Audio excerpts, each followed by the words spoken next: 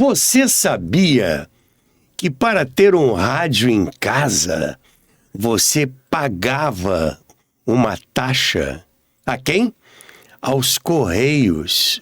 Sim, isso foi nos anos 30. Mas depois, um dia acabou.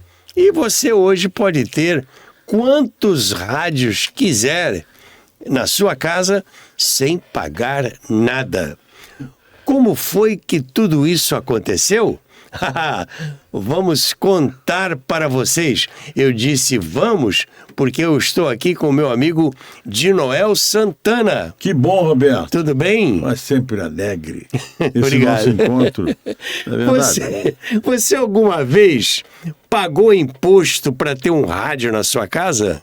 Eu já paguei vários impostos, mas paguei e pago, né, Roberto? Olha, eu ia viver para pagar imposto, porque hoje em dia eu tenho uns 6 rádios funcionando. Eu boto um numa rádio, outro na outra, outro na outra, outro na outra. Um na cozinha, outro no banheiro, outro na sala, outro no quarto, outro no escritório. Eu também, né? Só que os meus não funcionam. Não, os meus funcionam. Bom, fora a minha coleção de rádios, né? Eu tenho quase 30 rádios antigos. Nossa, tem, inclusive senhora. esse que você tem aqui. Esse Transglobo. Transglobo. Esse que eu tenho. É um espetáculo, né? Funciona. É mesmo? Funciona, é na cozinha, na copa, onde eu tomo café, faço as refeições com a minha mulher, informalmente, na copa, tem um desse aqui funcionando. Você sabe, especificamente, esse rádio aqui, em verdade, ele era do meu pai. E o meu pai ia para o Maracanã, levava esse rádio, cara. Imagina, levava esse rádio. E aí, não tinha os rádios pequenos, né? Exatamente. E ele levava esse rádio. Bacana. Ver e ouvir. Ver o jogo ouvindo a Rádio Globo, né? Não, pelo amor de Deus. Tinha o Valdir Amaral. Veja o jogo ouvindo a Rádio Globo. Ele que cheio de eco, porque a voz dele era muito pequena, né? Ele que, em verdade, isso é uma coisa curiosa. Ele que Você está falando do Valdir Amaral? Isso, do Valdir Amaral. Ele que criou essa ideia de eco. Você vê que a maior parte hoje dos locutores esportivos transmitem com eco. Exatamente. Né? Foi ele que criou, mas ele criou, porque como ele tinha uma vozinha muito pequenininha, exatamente, para dar mais imponência à voz, ele botava o eco, ainda tinha o Mário Viana que tirava aquele eco. Cadê o eco? Cadê o eco? Gol legal! Cadê o eco? É verdade. Mas falando novamente ao assunto principal de hoje, né, Roberto? Exatamente. Porque é o seguinte, ter um rádio em casa, você tinha que pagar uma taxa. Você ia no correio, pagava uma taxa, tinha um recibo, e você guardava aquele recibo colado assim na lateral do rádio, ou guardava onde você quisesse, porque estava sujeito a uma fiscalização. E multa. E multa. Você batia a palma. A senhora está ouvindo o rádio, né? Eu estou ouvindo aqui. A senhora tem o recibo do pagamento da taxa. Então era uma coisa um pouco esdrúxula, porque quem pensa bem, como é que um fiscal ia entrar na sua casa para verificar ou pedir o recibo? E hoje em dia fica um negócio assim, né? Tem que ter um mandado judicial para entrar na casa. Hoje em dia, às vezes, eles entram para levar o rádio mesmo só. Né? Eles entram para procurar o celular, né? É verdade. Mas olha, realmente tinha. Até eu contei isso para o meu filho e ele disse assim, era algo assim, você pagar uma taxa, era como se tinha hoje. Nós tivemos aqui com as TVs a cabo, né? Pois é. Você paga uma taxa para ter a TV, né? Mas naquela época não havia publicidade, não havia anúncios. E uma rádio, para se manter, ela tinha que ter um dinheiro. E esse dinheiro vinha do pagamento da taxa, que era feita aos Correios. Com esse dinheiro, as rádios sobreviviam. Como as rádios sobreviviam? Também com a contribuição de ouvintes, né?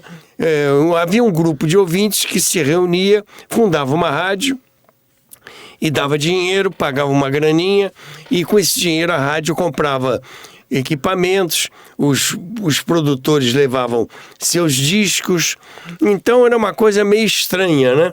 Como é que a rádio se mantinha? Agora você veja, Roberto, o Chacrinha tinha razão. Tudo se copia, né? Porque hoje a linguagem muda, a linguagem é diferente. Mas não é que tem na tela aí, com certeza, o QR Code? Também pedindo a ajuda daqueles que Exatamente, assistem os podcasts e tudo mais. Exato. Nós não estamos em outra, não. Precisamos também. Exatamente. Também temos aqui o nosso QR Code. Exatamente. Sem dúvida alguma. Mas é assim. Agora, Roberto, você está falando isso, e me bateu aqui uma curiosidade.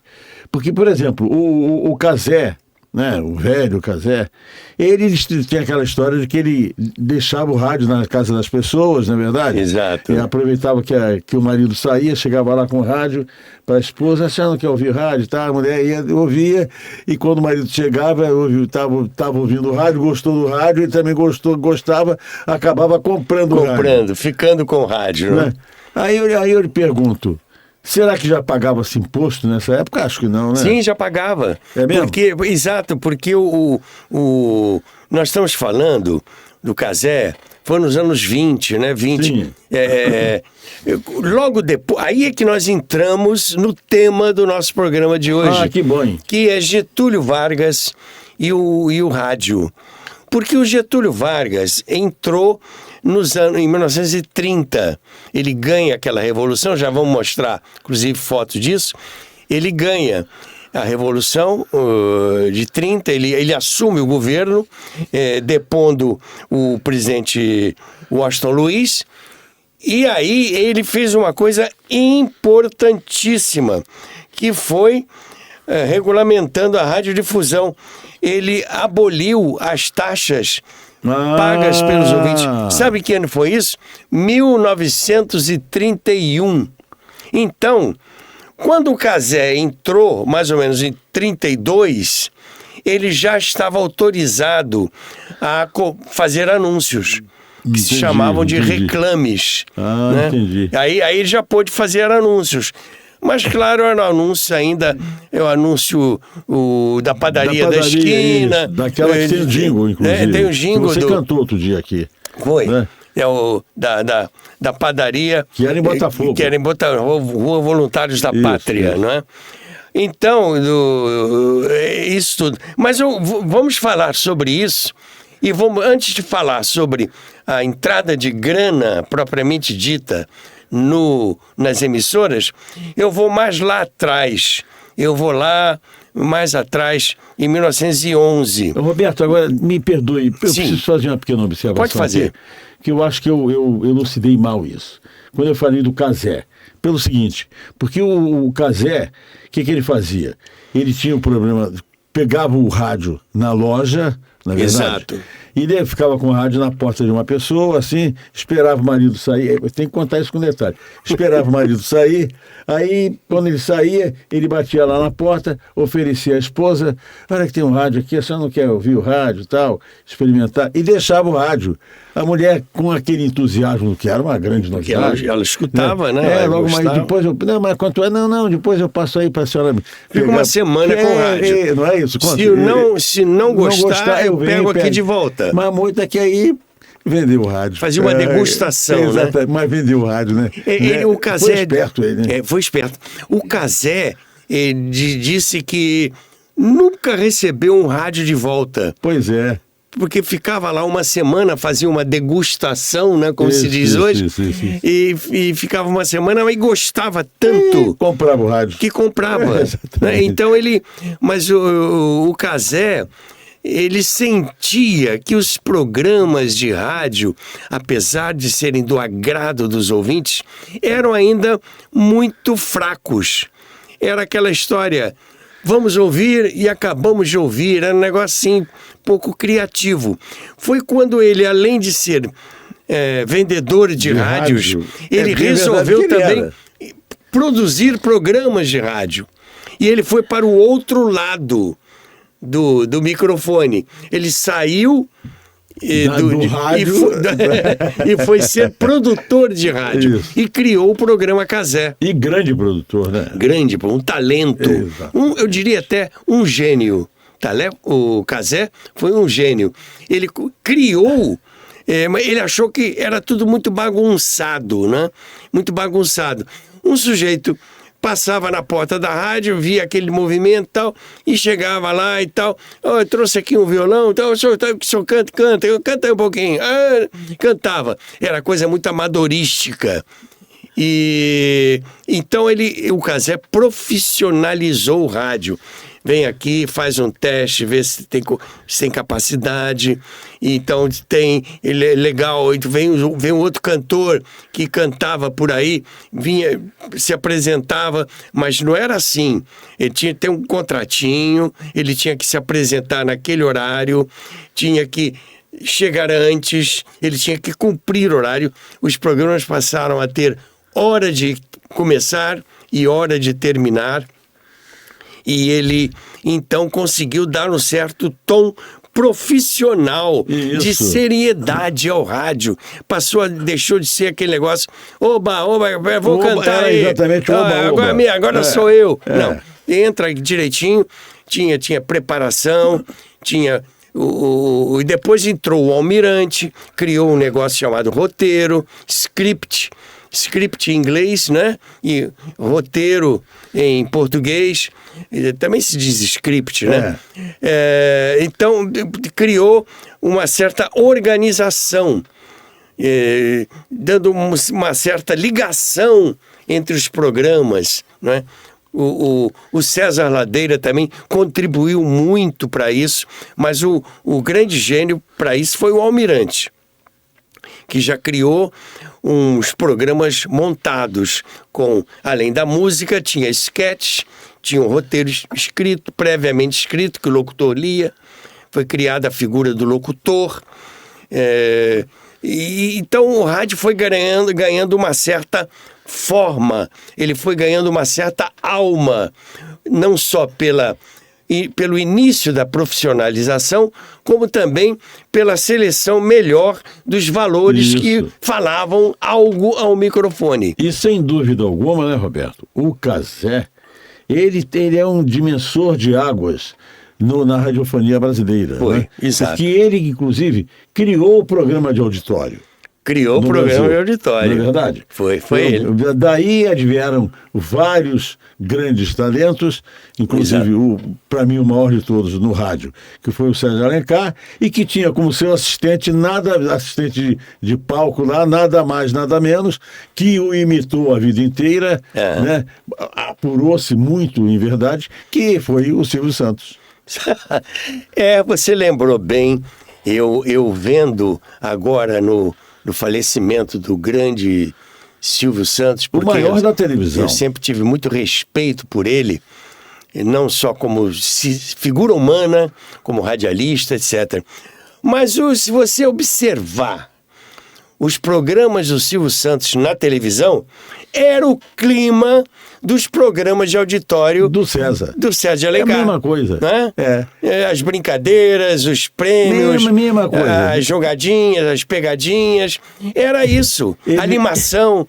Né? A simpatia, a música, a alegria. Não mudou nada. O barulho. Ele, sem dúvida alguma, aperfeiçoou muito na televisão, obviamente. Evidentemente. Mas é exata, a base é aquela. Agora, uma pergunta curiosa, Roberto. Já que nós estamos divagando fora do tema principal de hoje. Não, nós estamos no tema. Mas aqui. Mas você chegou a alcançar o Silvio Santos na Rádio Tupi naquela época, não?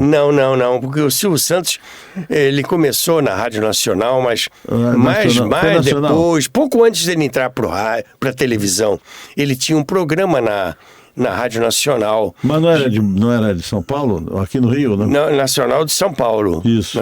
Mas ele aqui no Rio, eu não me lembro. Eu sei que... É isso que eu digo. Tem a impressão que está aqui no Rio também.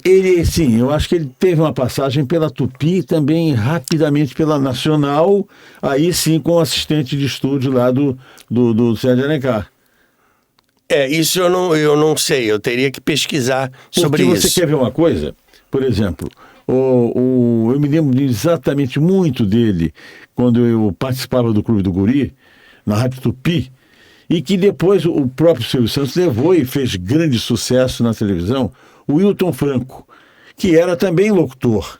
Também. Mas é mais engraçado que eu me lembro do Wilton Franco, sabe, Roberto? Uma coisa curiosa, ele só andava de sandálias.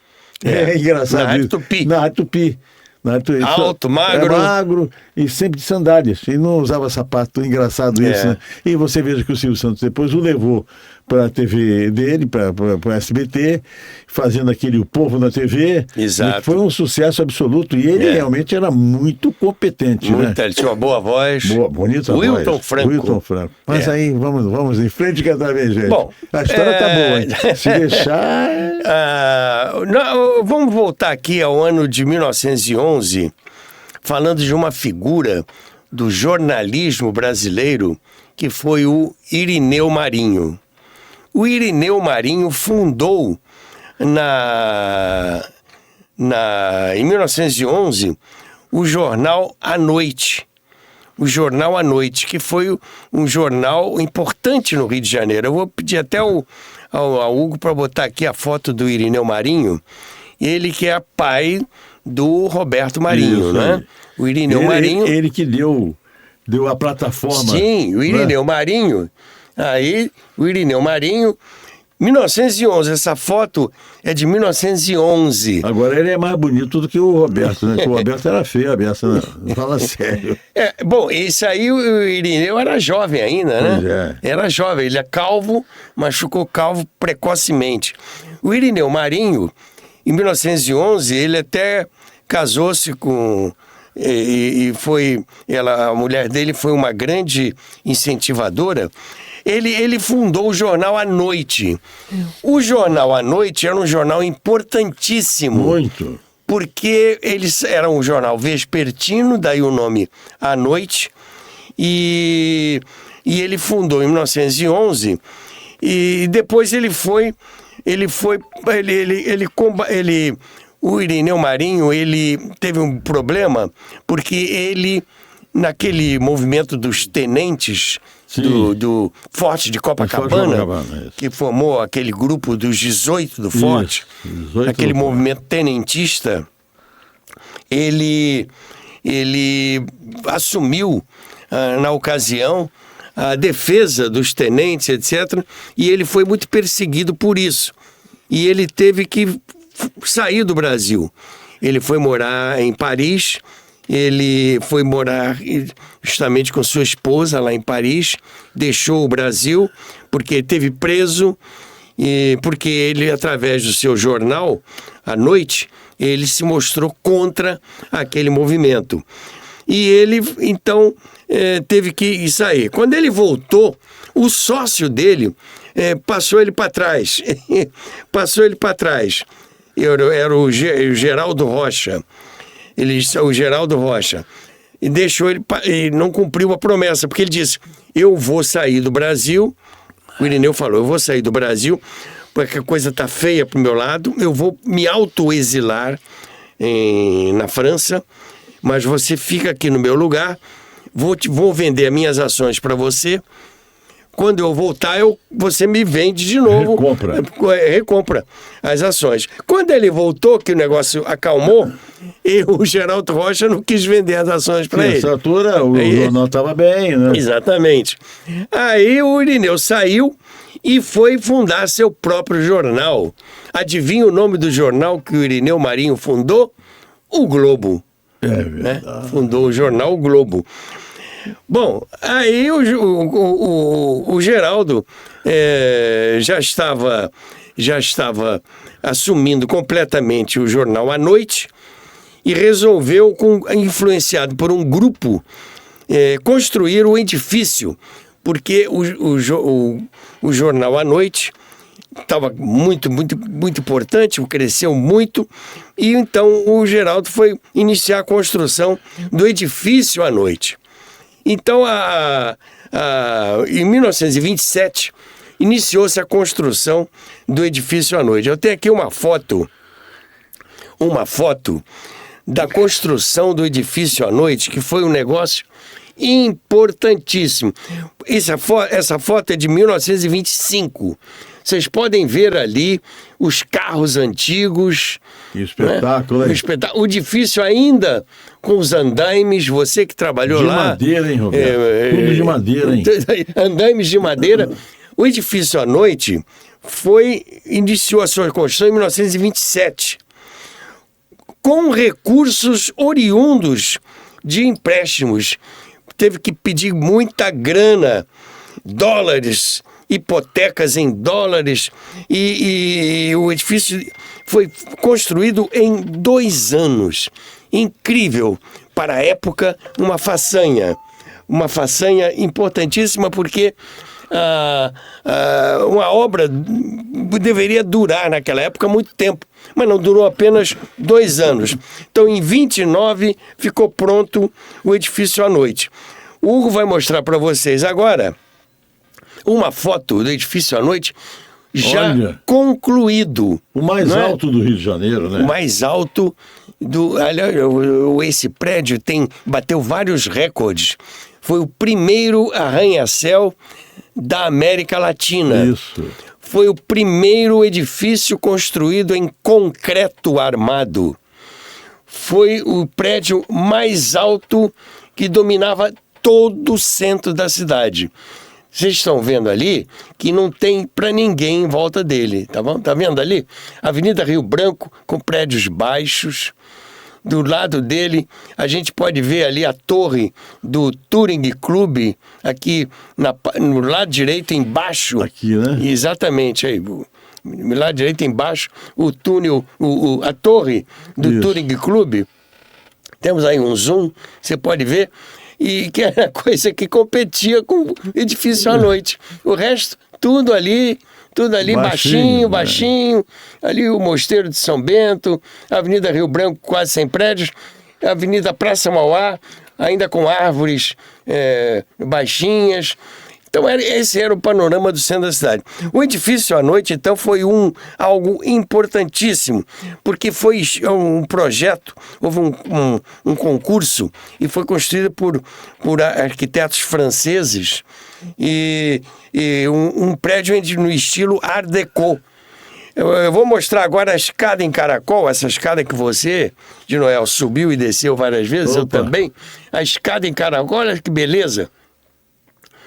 Ela ia lá do 21º andar até o térreo, todo em estilo Art Deco.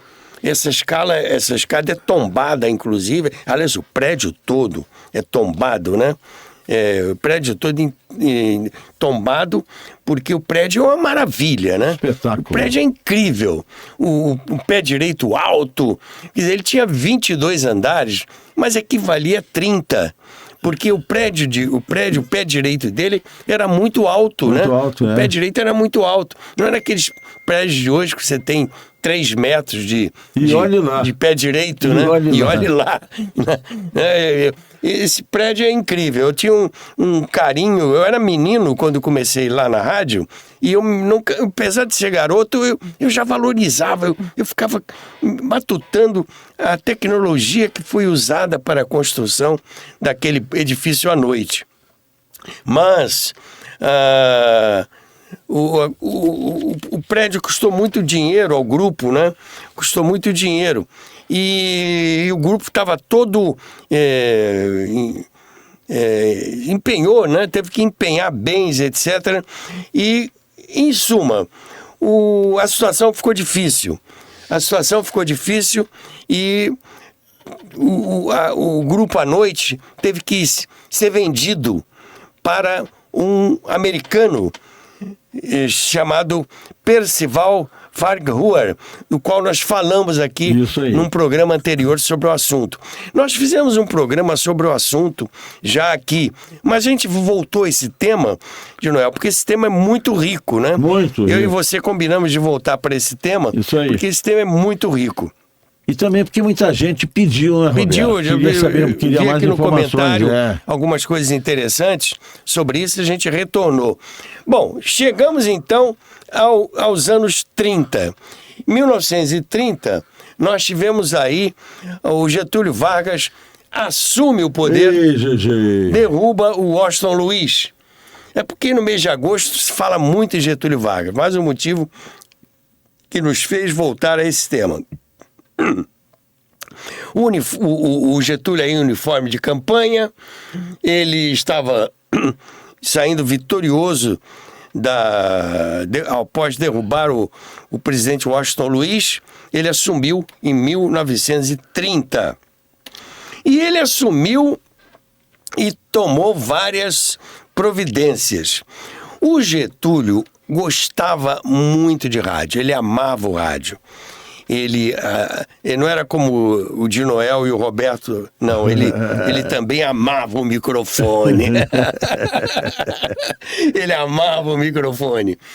E então o Getúlio via que o rádio estava surgindo no Brasil, tinha surgido em 1922, ou seja, 8 anos antes, e ele disse, bom, eu quero um rádio, eu vou querer um rádio. Então, o Getúlio fazia pronunciamentos através das poucas emissoras que existiam naquela época, e uma das coisas, ele via que o rádio lutava com muitas dificuldades. Então, o que ele fez? Ele regulamentou a radiodifusão. Por isso entramos aqui no tema do nosso programa de hoje. Getúlio Vargas e o rádio, porque ele regulamentou a radiodifusão aqui no Brasil. E por quê? Os nossos avós tinham um rádio como esse em suas casas. Era um rádio, assim, esse, para ter ideia, ele deve ter uns 40 centímetros de altura, né? Por uns 25 ou 30 de profundidade. Era um prédio, era um rádio, você para carregar tinha que abraçar ele, né? Se carregava, e ele tinha, nesse botão aqui de cima, ele tinha um sintonizador, né? Que você sintonizava as emissoras, o alto-falante, tinha um som bonito, viu? Tinha um som bonito. Eu tinha um tio, eu era menino, e tinha um tio que tinha um rádio desses na casa dele. Era um rádio que a gente escutava. Mas para ter um rádio desse em casa, tinha que pagar uma taxa. Por isso eu abri o nosso programa falando isso. Você sabia que para ter um rádio na sua casa, você tinha que pagar uma taxa? E pagava quem? Aos Correios. Correios e telégrafos. Telégrafos com PH, né? Correios e telégrafos. Então, em 1931, o Getúlio chegou e falou assim, vocês podem ter o rádio, quantos rádios quiserem nas suas casas. Não vai pagar mais taxa. Não vai pagar mais taxa. E por quê? Em 32, ou seja, um ano depois, ele autorizou a veiculação de anúncios desse... Pode tirar essa foto, exato. Bom, em 32. Bom mesmo, Roberto. Sabe o que é?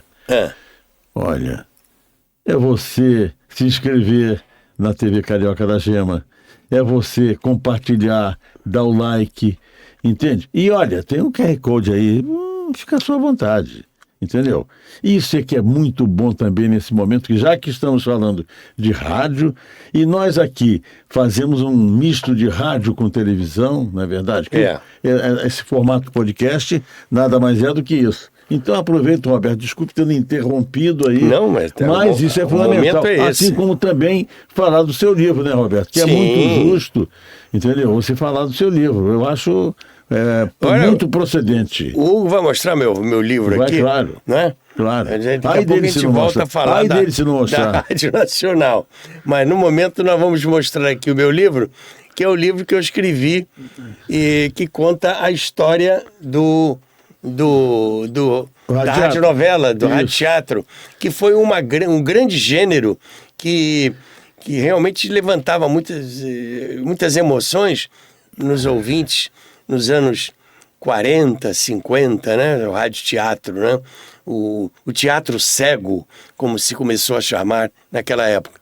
Então, se você gostaria de ter esse exemplo, esse livro, gostaria de lê-lo, você entra lá eu tenho um canal no YouTube chamado A História do Rádio. Então você escreve lá, História do Rádio, no YouTube, no Instagram, no Facebook, e lá você tem instruções de como proceder para adquirir o seu exemplar. Essa obra-prima. Obrigado.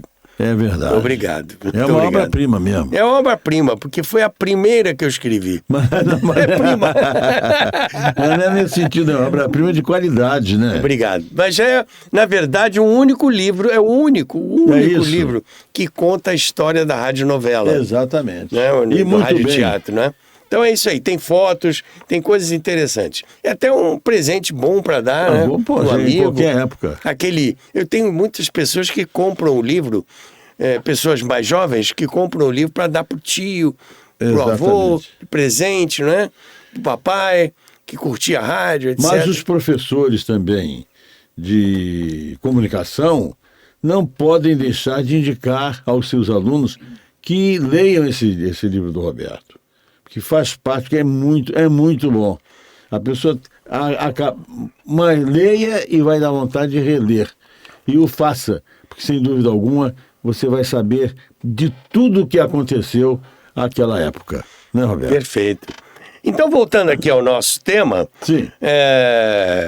A situação do grupo à noite era muito difícil, porque houve um investimento muito grande na construção do edifício, e o grupo à noite, que detinha o Jornal à Noite, o Jornal Amanhã, a Revista Carioca, várias outras publicações, teve que ser vendida para um grupo de um americano chamado Percival Farquhar, do qual falamos aqui num programa anterior. Isso. Esse grupo do Percival Farquhar era um grupo poderosíssimo, porque ele tinha estrada de ferro, ele tinha frigoríficos, ele tinha uma série de empreendimentos pesados, companhia de bondes, a Light and Power, que eram os bondes do Rio de Janeiro, era desse grupo. Então esse grupo acabou comprando o grupo à noite, que já então inaugura em 1936 a Rádio Nacional do Rio de Janeiro. Tá aí, Sociedade Rádio Nacional, porque realmente era uma sociedade, era um empreendimento envolvendo vários sócios. A PRE8, que foi a Rádio Nacional do Rio de Janeiro, passou então a pertencer a um grupo internacional. O que já tinha um negócio aí meio estranho, porque como é que um grupo internacional poderia possuir uma estação de rádio? É verdade. Uma estação de rádio. E aí o Getúlio, que era um cara muito sagaz, muito inteligente, aquele incomodava ele. E o problema, naquela avalanche de dívidas que o grupo à noite carregava... Por causa do prédio. O grupo à noite ficou devendo muito dinheiro ao governo. Atrasou o pagamento, pagou imposto, estava tudo coisa muito preta pro lado dele. E o Getúlio viu aí, então, a possibilidade de, agindo rapidamente, ele encampar a Rádio Nacional. E ele encampou a Rádio Nacional. E a Rádio Nacional, nessa época, não era assim uma rádio de top. Era uma rádio assim, meia bomba. Ela não tinha... A rádio de top da época era a Rádio Marinique Veiga. A Rádio Marinique Veiga, que era a rádio da época. A rádio poderosa do Rio de Janeiro. Né? Grandes talentos. E a Rádio Marinique Veiga, por sinal, foi a primeira rádio profissional que se instalou no Rio de Janeiro. Depois nós vamos fazer um programa sobre a Rádio Marinique Veiga, eu prometo. Bom, e a Rádio Nacional tinha já um elenco de artistas, né? Eu vou até pedir aí, vou mostrar aí alguns artistas que eu vou descrevendo. Olha aqui, o Celso Guimarães e a Amélia de Oliveira, que foram os primeiros locutores da Rádio Nacional. Por sinal, a O Celso Guimarães foi a primeira voz da Rádio Nacional. Foi a voz que anunciou o lançamento da Rádio Nacional. E eu já estava dizendo aí que o Getúlio gostava muito de rádio. E ele gostava de se pronunciar através do rádio. Tem mais foto aí do Getúlio no rádio, para vocês verem. Tá vendo? Ele se pronunciava. Tá vendo? Os pronunciamentos que ele fazia eram sempre aproveitando o potencial do rádio. Tem outra foto dele também falando do microfone, mas ele não tinha uma rádio. Ele falava do rádio, ele acreditava no rádio, mas ele não tinha uma rádio. Por quê? Porque ele via o rádio desempenhando o papel de difundir o projeto político-pedagógico do Estado Novo. Já então nós estamos no Estado Novo, né? Nos anos 30, em plena vigência do Estado Novo. E Getúlio, queria repassar para a sociedade uma imagem de uma sociedade unida e harmônica, sem divisões, sem conflitos sociais, e ele achava que o rádio podia desempenhar esse papel. E a Rádio Nacional estava lá. E ele incomodado, né? Que ele não tinha uma rádio. A rádio tinha seus artistas, vou até pedir o Hugo para mostrar mais uns artistas aí. Esses artistas foram os primeiros artistas da Rádio Nacional. Nós já mostramos essa foto num programa anterior. O Celso Guimarães ali, cercado do elenco feminino, os primeiros artistas femininas da Rádio Nacional. Outra foto aí, Hugo, faz favor. Vamos passar que eu já mostrei isso no programa anterior. O Celso Guimarães, ladeado ali, você está vendo ali o Lamartine Babo, a Yara Salles, enfim, vários, os primeiros contratados da Rádio Nacional. E outra foto, vamos botar outra aí também. Esse aí, o Oduvaldo Cosi no meio, né, que você viu essa foto no outro dia. Isso. O Celso Guimarães à esquerda e o Otávio Gabos Mendes, que foi para a Rádio Nacional justamente para organizar a discoteca da Rádio Nacional. Vamos ver outra foto aí. E a Rádio Nacional já tinha uma orquestra. Essa foto tirada lá no auditório, já tinha um auditório.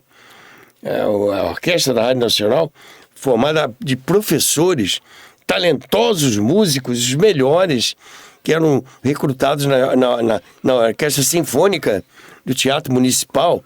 Uma orquestra de professores, uma orquestra importante. Só craque, né, Roberto? Só craque e maestros craques também. Mas acontece que o grupo do Percival Farquhar, que tinha muito prestígio, começou a ver esse prestígio entrar em decadência. Por quê? Dentro daquele espírito nacionalista de Getúlio Vargas, aconteceu o seguinte: o Percival começou a ser alvo de muitas críticas, porque ele era um americano que possuía muitos empreendimentos aqui no Brasil, não só no Rio de Janeiro, como em São Paulo, no Paraná, no Rio Grande do Sul. Tinha uma estrada de ferro, que é São Paulo, Rio Grande. Você vê, e tinha também a Rádio Nacional. E ele começou a entrar em decadência e começou a aumentar a dívida do Grupo à Noite, que já não era mais do Grupo à Noite, era dele, do americano, e começou a atrasar impostos. E o Getúlio, então, viu aí a grande possibilidade de ter a sua rádio, isto é, encampar a Rádio Nacional e ter a sua rádio, porque para pagar aqueles impostos que o grupo devia. E o Getúlio contou com um homem importantíssimo, que foi o Gilberto de Andrade. O Gilberto de Andrade, que vocês já vão ver já numa foto que eu vou mostrar, O Gilberto de Andrade era o braço direito do Getúlio Vargas. Isso aí mostrando aí no Artista da Nacional, isso aí é o regional do Dante Santoro. Dante Santoro, a flauta. Esse Dorival Caymmi, jovens ainda, né? Foi um dos primeiros contratados da Rádio Nacional. Mostra mais foto aí. Esse é o Gilberto de Andrade. O Gilberto de Andrade era o braço direito do Getúlio Vargas. Por quê? Ele era um homem que era um jurista, conhecia muito de leis e também era um cara do meio artístico, porque ele também é um homem muito versátil, esse que vocês estão vendo aí. O Gilberto de Andrade, ele era, além de jurista, conhecedor profundo das leis, ele era também chegado ao meio artístico, porque ele escrevia roteiros para as revistas do Teatro da Praça Tiradentes. Bom, e então ele com o Getúlio, eles armaram um esquema para que o governo do Getúlio Vargas adquirisse a Rádio Nacional. Ou melhor dizendo, encampasse a Rádio Nacional. E no dia 8 de março de 1940, o Getúlio, numa operação mantida em rigoroso sigilo, pegando todo mundo de surpresa, ele encampou a Rádio Nacional, o jornal à noite e o edifício à noite, todo o patrimônio, e um decreto de 8 de março de 1940, um decreto-lei, né? Era decreto-lei, porque estava na ditadura, um decreto-lei.